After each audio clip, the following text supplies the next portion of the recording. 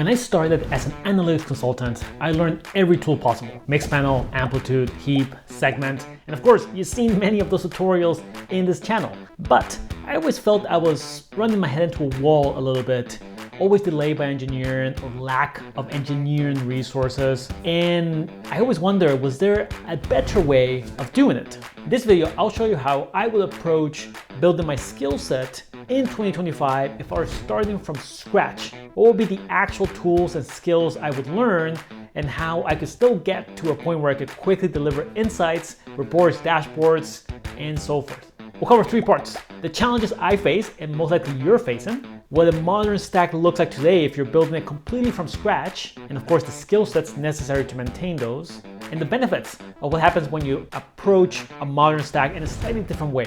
Because if you don't structure your work correctly from day one, you're gonna lose time, you'll be frustrated, and you won't be able to deliver as many insights as you like. So let's jump right in.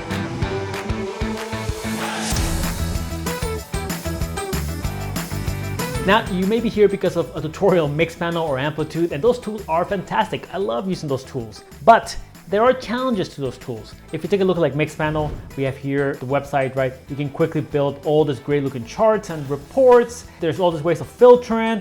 Fantastic. If we look at Amplitude, same thing. Very easy, it's self-serve. It's kind of built on SQL, but it's a drag and drop type form of SQL. So it's very handy. And of course, there's lots of tools out there like Amplitude. We also have the role of segment.com, like the customer data platforms that allow you to move data from one place to another. Very handy. If you have them set up, you can do a lot with them. But the challenge is that to set them up, you typically need a lot of engineering resources to do it correctly. And to get those engineering resources, and nearly every company I work with, is quite difficult. You have to get a schedule, you have to go to a ticket, maybe into a sprint. It might take you several weeks before you kind of get things up and running. And then from there, you can start to build charts and reports and do all the cool stuff that we saw. So I can spend all my time building great tracking plans like this one. Here's a cool tracking plan, right? Where we have all these different events and all the different event properties and user properties. And we're gonna track all this. We give this to a developer, they take it, they come back with questions, and you go back and forth. And after 4 or 6 weeks, you have some of this data flowing in. Then you have to wait perhaps a little bit of time. Depending on how much data you collect, you might have to wait days, weeks, or months before you can kind of start to do something with it. And on it goes, right? This has been sort of my life for the past 10 years. And once you get over the hump, it can be really great. All of a sudden, you can do all these cool things with whatever tool you chose and the data you have. But it's sort of big if. I've been on the other side of projects that never get to that if because they fail due to enough resources. It doesn't move fast enough. There's not enough value being seen, and the project is canceled. Of course, the biggest mistake of all this, the way you might approach this data stack, and the way I've approached this data stack for a long time, is thinking that the value comes from the charts themselves instead of just the insights, and trying to get to those insights as quickly as possible is really the goal. So having great charts, having all this tool flexibility may not be as important as long as you can get those insights. So what would a stack look like today in 2025? That is, if I was building my skill set, where would I put my energy and focus with that goal of trying to get faster insights? Kind of taking everything else to the side. It's not so much about making it easy to create reports and dashboards or having this great extensible tool like an Amplitude or Mixpanel. It's all about getting those insights. What would that stack look like? Well, it's actually quite simple. I would start with a data warehouse as the center of the universe, of the data universe, if we're gonna say that. So data warehouses are, of course, popular today. There's lots of them. I'll show you a few here. We, of course, have Google's BigQuery. My personal favorite, I don't necessarily think it's better or worse than another. I think there's different pros and cons depending on billing and how it comes to usage, and you can explore those. I just happen to find myself in the BigQuery world, probably because I use a lot of Google products, but it's not the only one. We have Snowflake, of course, quite popular today as a modern version of a data warehouse. We have Databricks, another modern version of a data warehouse. Azure has their own data warehouse. AWS has their own equivalent with the Redshift, or maybe just using S3, and there's probably a few other ones. So it doesn't matter. I would just choose a data warehouse. I would want to stick to the mainstream options as much as possible. You'll see why in a second.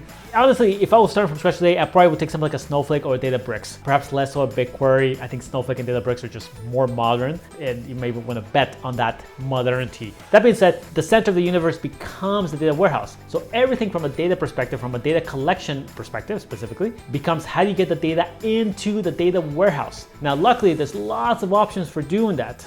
So many tools out there have ways to export data to data warehouses. Say like Google Analytics can get you to a data warehouse. I think just BigQuery, but nonetheless, many platforms out there might give you only a few integrations, and those integrations tend to be data warehouses. If you need something a little bit more complex, of course, you can go find some kind of ETL tool. It could be something modern like an Airbyte, where you're pulling data from a bunch of data sources, from Google Sheets to databases to Google Drive, HubSpot, doesn't matter. And again, we're sending it to the data warehouse here, Snowflake or Databricks or BigQuery.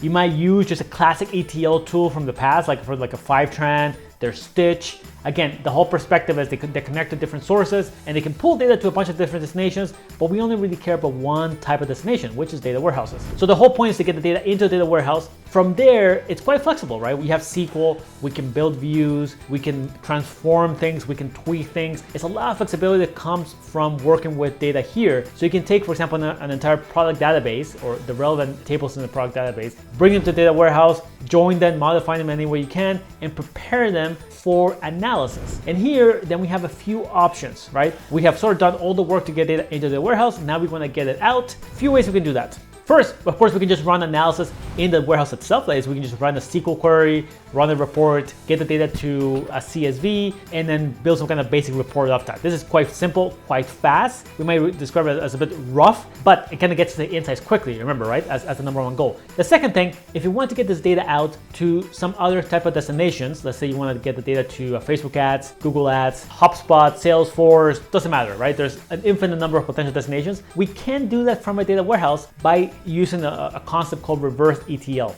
Now, reverse ETL was pioneered by a couple companies. We see high touch and census a lot in these conversations. Effectively, you go from your data warehouse, you build a view, a SQL query of sorts, and then a tool like a high touch or census can then take that view and then send it to Facebook ads, Google ads, or anywhere you want to. So it kind of does the same thing as a segment.com, and segment.com actually supports reverse ETL as well. But the point is, all the data is already in your data warehouse. You do all the transformation, and then you can send it as events or conversions or whatever else you want. And as that view in your data warehouse gets updated with new rows, then the tool like high touch sends that to the different APIs as different calls. Again, we haven't done any kind of major implementation. We haven't done JavaScript implementation or iOS or Android or backend implementation of custom events like we might have to do with like an Amplitude or a Mixpanel. We have just simply taken the raw data into the data warehouse, prepared it, and now we use a reverse ETL tool to get it out to a specific destination that we might care about, where we might want this data to be activated. The other cool thing about this data is once you have this data structure in the right way, you have transformed it,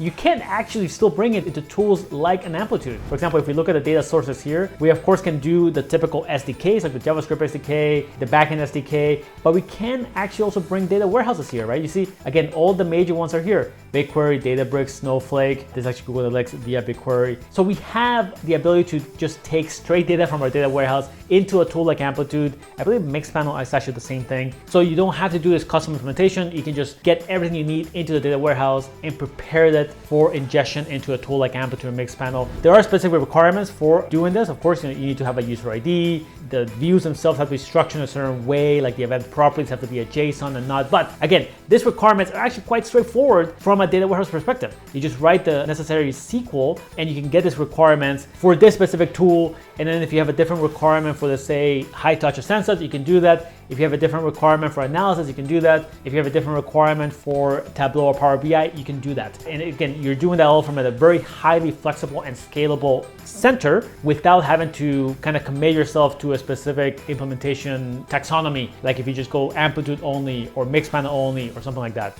And then lastly, instead of building dashboards, which I think sometimes can kind of just be ignored because you have so many dashboards, so many reports, I really like the idea of just building simple reports. Amplitude has this functionality called notebooks, but of course you can do this in like a Google Doc, right? A notebook just simply has a very specific question, why is our retention higher in Spain versus France? We take that question, we add a bunch of text for context, we may have a few charts with data, we may provide the raw data in like a CSV format, and so on. Very simple. So you can imagine that in a data warehouse, you can do a lot of the analysis. You can even build some of the charts, perhaps not in the data warehouse itself, but you can take the data to like a Google Sheets or something, or a Data Studio, visualize it, and then build a very simple one-page report. So again, lots of different ways you can take your data. Once you have it in the center, you have transformed it, you have prepared it, you can take it to a bunch of other places. But the whole focus here, the whole skill set become really good with the data warehouse, understand how to transform the data, so effectively some form of SQL, and then be able to connect that to a bunch of other the sources, and there's lots of tools that can help you do that heavy lifting if you need that help. And then from there, you can do kind of whatever you want with it. You get this amazing amount of flexibility.